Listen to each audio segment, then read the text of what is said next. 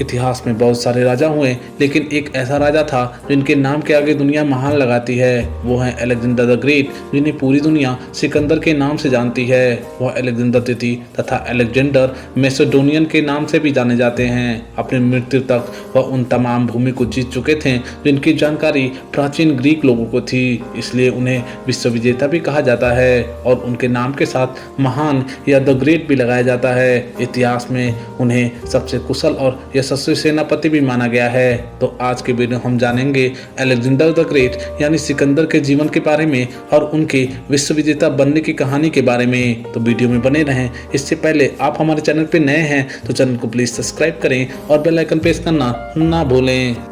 सिकंदर का जन्म 20 जुलाई 356 ईसा पूर्व में प्राचीन के नेपोलियन की राजधानी पेला में हुआ था। सिकंदर के पिता का नाम फिलिप द्वितीय था, जो कि मैकेडोनिया और ओलंपिया के राजा थे। उनकी माता का नाम ओलंपिया था और ऐसा कहा जाता है कि वह एक जादूगरनी थी जिन्हें सांपों के बीच रहने का शौक था। सिकंदर की एक बहन भी थी जिनका नाम क्लियोपेट्रा था और इन दोनों की परवरिश पेला के शाही दरबार में ही हुई थी। उसे क्लियोपेट्रा ऑफ मैकेडोनिया भी कहा जाता है। वह सिकंदर महान की एकमात्र सहोदर भी थी। सिकंदर बचपन से ही बेहद बुद्धिमान था और 12 वर्ष की उम्र में सिकंदर ने घुड़सवारी बहुत अच्छे से सीख ली थी। शुरुआती शिक्षा सिकंदर ने अपने रिश्तेदार टी स्टोन लियोनार्डिस ऑफ स्पूरिया से ली। सिकंदर के पिता फिलिप्स चाहते थे कि सिकंदर को पढ़ाई के साथ साथ युद्ध विद्या का भी पूरा ज्ञान हो, इसलिए उन्होंने एक अनुभवी और कुशल रिश्तेदार को सिकंदर के लिए नियुक्त किया, जिससे सिकंदर ने गणित, घुड़सवारी और धनुर्विद्या की शिक्षा ली।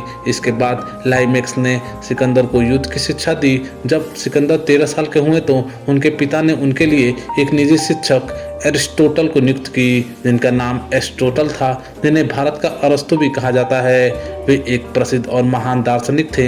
अरस्तु ने सिकंदर को करीब 3 साल तक साहित्य की शिक्षा दी और इसके साथ ही वाक्पटुता भी सिखाई, और वहीं सिकंदर जैसे प्रतिभाशाली व्यक्ति को निखरने का काम भी अरस्तु ने ही किया। अरस्तु के मार्गदर्शन से सिकंदर योग्य होता चला गया और उसे दुनिया को जीतने का आत्मविश्वास भी बढ़ गया। सिकंदर ने अपने पिता द्वारा मैकेडोनिया को एक सामान्य राज्य से महान सैन्य शक्ति में बदलते देखा था। अपने पिता की बालकंस में जीत पर दर्ज करते हुए देखा हुआ सिकंदर बड़ा हुआ था। 329 ईसा पूर्व में अपने पिता की मृत्यु के उपरांत वह सम्राट बना। उस समय उसकी आयु 20 वर्ष थी, लेकिन अपने पिता की मौत के बाद सिकंदर ने राजगद्दी पाने के लिए सेना को इकट्ठा कर अपने सौतेले और चचेरे भाई की हत्या कर दी और फिर वह मकदूनिया के राज सिंहासन पर काबिज हो गया। वहीं सिकंदर की मां ओलंपिया ने सिकंदर के साथ जीत की रणनीति बनाने में भी काफी मदद की थी। अपने बेटे को सत्ता के सिंहासन पर बैठाने के लिए ओलंपिया ने अपने सौतेले बेटों को मारने में उसकी मदद की थी। इसके साथ ही उसने अपने सौतेली बेटी को भी मार दिया था और अपनी सौतेलन क्लियोपेट्रा की आत्महत्या करने पर मजबूर भी कर दिया था। अब सिकंदर सम्राट बना तो उसे मकदूनिया के आसपास के राज्यों को जीतना शुरू कर दिया।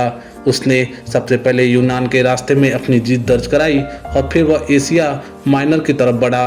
अनेक शानदार युद्ध अभियानों को बीच एशिया माइनर को जीतकर सीरिया को पराजित किया और फिर ईरान, मिस्र, मेसोपोटामिया, फिनिशिया, जुदेवा, गाजा और बक्ट्रिया प्रदेश पर विजय हासिल की।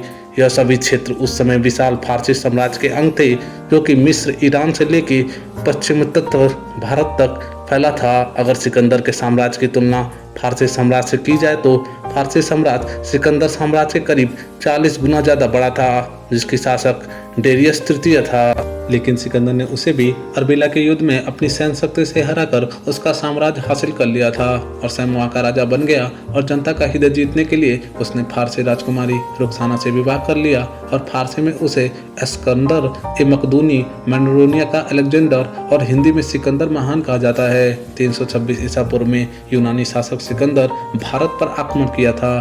पंजाब में सिंधु नदी को पार करते हुए सिकंदर तक्षशिला पहुंचा। उस समय चाणक्य तक्षशिला में अध्यापक थे। वहां के राजा आम्भी ने सिकंदर की अधीनता स्वीकार कर ली और चाणक्य ने भारतीय संस्कृति को बचाने के लिए सभी राजाओं को आग्रह किया, किंतु सिकंदर से लड़ने कोई नहीं आया और पश्चिम उत्तर प्रदेश के अनेक राजाओं ने तक्षशिला को देखा देखी सिकंदर के सामने आत्मसमर्पण कर दिया।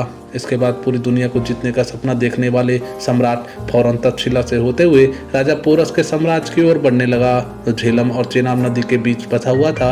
राजा पोरस के राज पर हक जमाने का मकसद से सिकंदर और राजा पोरस के बीच में युद्ध हुआ। तो राजा पोरस ने बहादुरी के साथ सिकंदर के साथ लड़ाई की, लेकिन काफी संघर्ष और कोशिश के बावजूद भी उन्हें हार का सामना करना पड़ा और वहीं इस युद्ध में सिकंदर की सेना को काफी भारी नुकसान पहुंचा था। आपको बता दें कि राजा पोरस काफी शक्तिशाली शासक माना जाता था।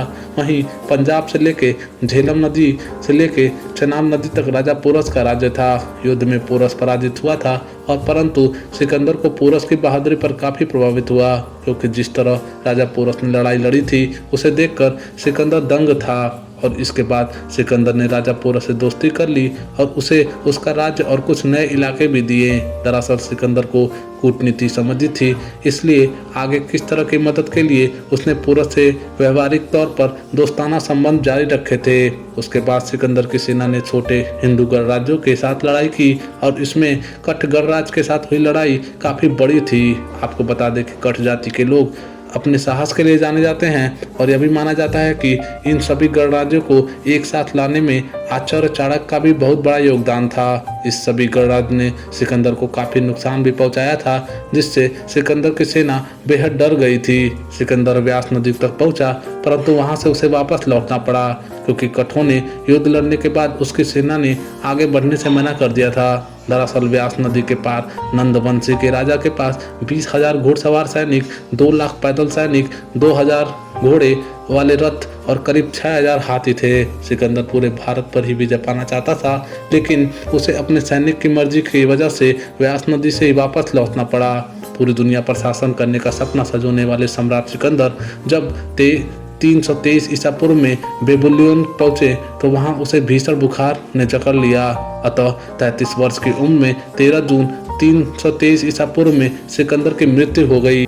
केवल 10 वर्ष की अवधि में अपूर्व योद्धा ने अपने छोटे से राज्य का विस्तार एक विशाल साम्राज्य स्थापित कर लिया था। हालांकि उसकी मृत्यु के बाद उसका साम्राज्य बिखर गया और इससे शामिल देशों ने आपस में सख्ती से लड़ने के लगे। ग्रीक और पूर्व के मध्य सांस्कृतिक समन्वय का अलेक्जेंडर के साम्राज्य पर विपरीत प्रभाव पड़ा। सिकंदर की मृत्यु के बाद जब उसकी अर्थी को ले जाया जा रहा था, तब अर्थी के बाहर सिकंदर के दोनों हाथ बाहर लटके हुए थे, क्योंकि उसने मृत्यु से पहले कहा था कि जब मृत्यु हो जाए तो मेरे हाथ अर्थी के अंदर मत रखना। सिकंदर चाहता था कि उसके हाथ अर्थी से बाहर रहे। वह पूरी दुनिया को यह दिखाना चाहता था कि जिसने दुनिया को जीता उसने अपने हाथ में सब कुछ भर लिया। मरने के बाद वह खाली है। जैसे इंसान खाली हाथ दुनिया में आता है, वैसे ही खाली हाथ उसे जाना पड़ता है, चाहे वह कितना महान क्यों न बन जाए। ये थी महान सिकंदर की कहानी। आपको कैसी लगी हमें कमेंट सेक्शन में जरूर बताएं। उम्मीद करता हूँ आपको वीडियो पसंद आई होगी। ऐसे और भी इंटरेस्टिंग वीडियो के लिए हमारे चैनल को सब्सक्राइब करें,